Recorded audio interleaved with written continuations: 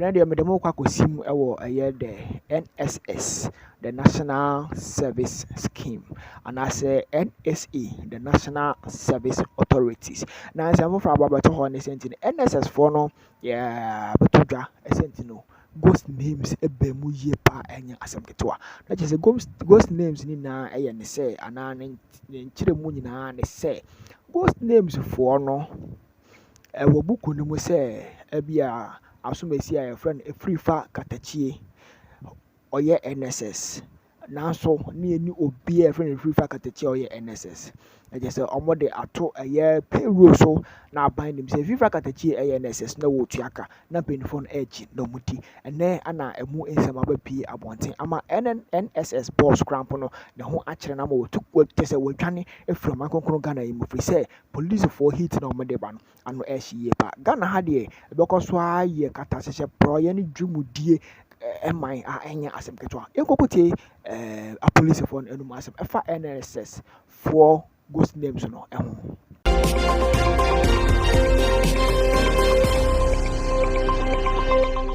said that the criminal addition of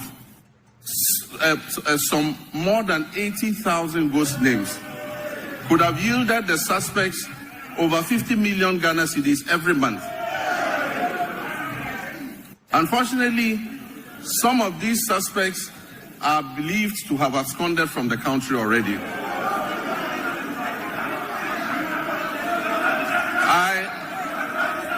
I have directed that they be declared wanted and their assets traced and frozen until investigations are completed. To achieve a legally robust regime to govern national service, I've also tasked the Minister for Youth Development and Empowerment to coordinate and present to Parliament a legislative instrument to support the implementation of the newly passed National Service Authority Act 2020. The administration of scholarships is another challenge. It has been fraught with a lot of challenges. The poor who genuinely need scholarships are unable to access them because the rich and wealthy always crowd them out. To fulfill our government's vision of promoting transparency, equity, and sustainability in the scholarship scheme, we shall streamline the award process to ensure that not only deserving youth benefit from the system, deserving youth benefit from the system. We shall introduce increased transparency, including publishing the list of beneficiaries every year. Mr. Speaker, job creation is one of our main pillars, and it was one of the major promises we made to the youth of Ghana. To help actualize this promise, we're going to roll out what we call the Ejumawura program. This initiative will create, track, and mentor young businesses annually with a special focus on our youth.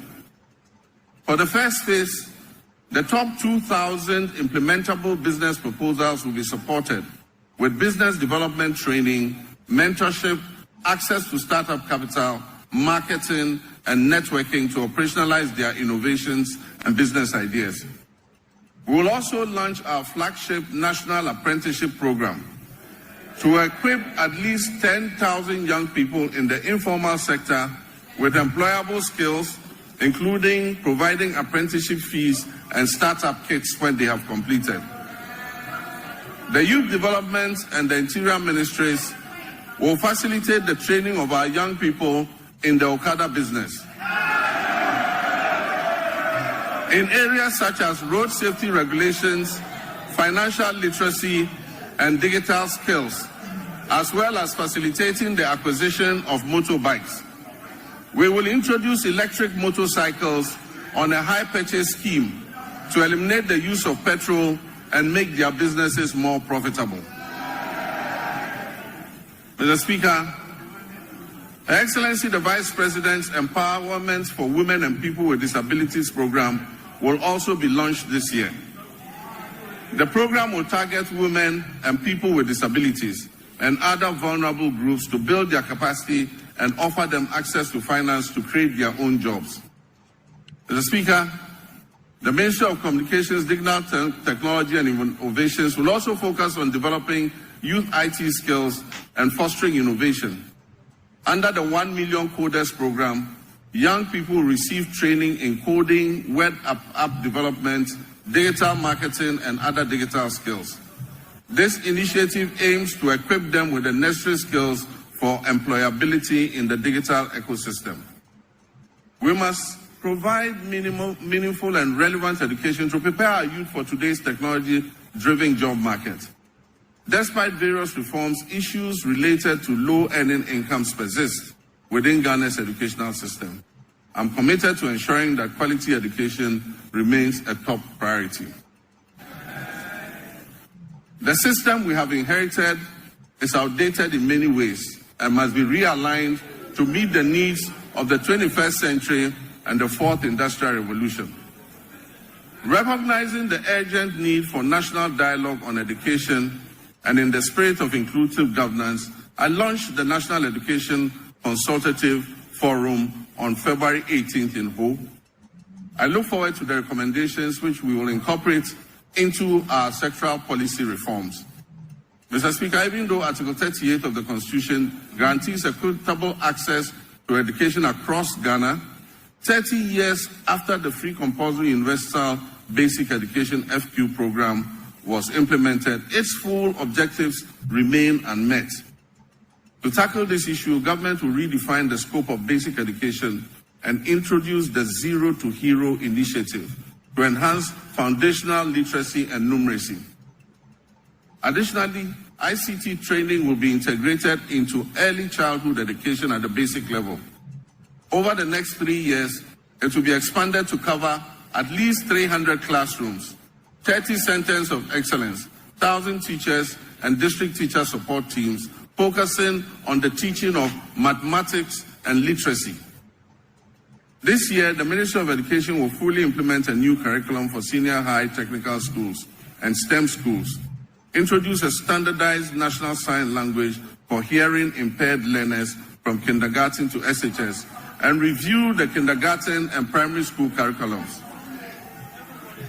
To increase access to quality education, we will scale up our social intervention programs like the capitation grants, the feeding grants for special schools, and the government's BECE registration initiative. Mr. Speaker, to promote inclusion and equity, the government will enhance and resource the Islamic Education Unit to recruit more Islamic and Arabic tutors for English-Arabic schools. We will establish STEM and TVET schools in underserved and peri-urban communities. We will provide scholarships to brilliant but needy students in deprived communities, especially for study in law, medicine, and engineering. We will support Islamic colleges of education with infrastructure and logistics,